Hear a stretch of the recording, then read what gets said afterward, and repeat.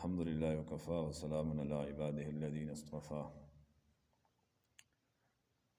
اما بعد۔ جیسا کہ آپ تمام احباب کو میں نے یہ بتایا تھا کہ ہمارے اندر اجتماعی طور پر وہ گناہ پائے جاتے ہیں جو پچھلی امتوں کے اندر انفرادی طور پر الگ الگ گناہ پائے جاتے تھے۔ اب اس کے لیے گائیڈنس کیا ہے، صحیح راستہ کیا ہے، صحیح اہل ایمان کون ہے؟ تو قرآن مجید کی جو سورۃ المؤمنون ہے اس میں تقریباً 7 صفات ذکر کی گئی ہیں۔ اہل ایمان کی بہت ساری صفات ہیں، لیکن جامع صفات جو ہے یہ 7 ذکر کی ہیں۔ سورۃ المؤمنون 18ویں پارے کی بالکل ابتدائی آیات ہیں۔ اللہ تعالیٰ کا ارشاد مبارک ہے، قد افلح المؤمنون، یقیناً اہل ایمان کامیاب ہو گئے۔ کون اہل ایمان؟ یہ آگے 7 چیزوں کا ذکر ہوگا۔ ویسے تو 8 بنتی ہیں، لیکن نماز کا ذکر 2 مرتبہ آ رہا ہے، وہ گویا کہ ایک ہی چیز ہے۔ ایک نماز کی پابندی کا ذکر ہے، ایک نماز کے خشوع کا ذکر ہے۔ سب سے پہلے فرمایا الذین هم فی صلاتہم خاشعون، جو لوگ یعنی اہل ایمان وہ ہیں جو اپنی نماز کے اندر خشوع کا اہتمام کرتے ہیں۔ والذین هم عن اللغو معرضون، دوسرے نمبر پر جو لغو چیزوں سے پرہیز کرتے ہیں۔ والذین هم للزکاۃ فاعلون، نمبر 3 زکوٰۃ کو ادا کرتے ہیں، زکوٰۃ کے اوپر کاربند ہیں۔ چوتھے نمبر پر والذین هم لفروجہم حافظون، اپنی عزت، پاک دامنی اور ناموس کا خیال رکھتے ہیں، یعنی زنا نہیں کرتے، اپنی شرمگاہوں کی حفاظت کرتے ہیں۔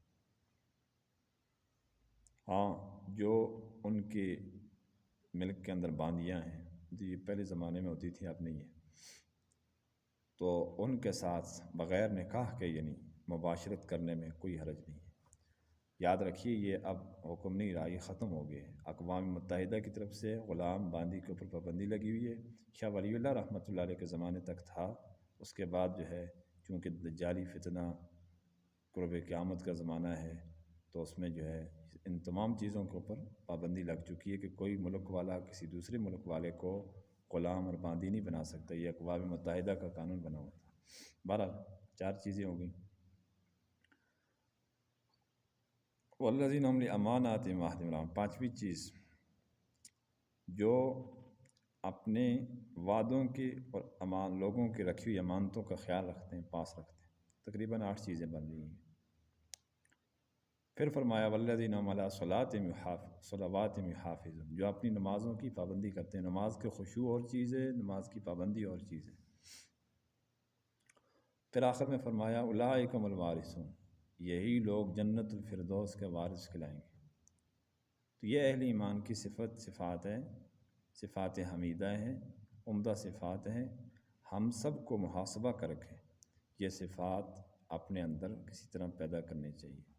زنا سے متعلق یہ ارشاد فرمایا کہ اہل ایمان زنا کے قریب بھی مت جانا، یہ نہیں فرمایا کہ زنا نہ کرنا۔ اس کا مطلب یہ ہے کہ زنا کے کچھ اسباب ایسے ہیں جن کے ذریعے سے زنا کے قریب ہوا جاتا ہے، تو وہ ترک کرنے ہوں گے تاکہ بندہ خدا نخواستہ اگلا اسٹیپ نہ اختیار کرے۔ تو ہم سب کو محاسبہ کر کے اپنے اندر یہ صفات صحیح طریقے سے پیدا کرنی چاہیے، اور قرآن کی روشنی میں یہی لوگ اہل ایمان ہیں جن کے لیے فرمایا قد افلح المؤمنون، بالیقین یہ پختہ بات ہے کہ ایمان والے ہی لوگ کامیاب ہو گئے، اور آگے ان کی پھر صفات ذکر فرمائی ہے۔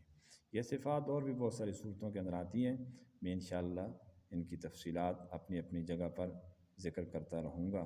اللہ تعالی ہم سب کو یہ صفات نصیب فرمائے اور اخلاص بھی عطا فرمائے۔ وآخر دعوانا ان الحمد للہ رب العالمین۔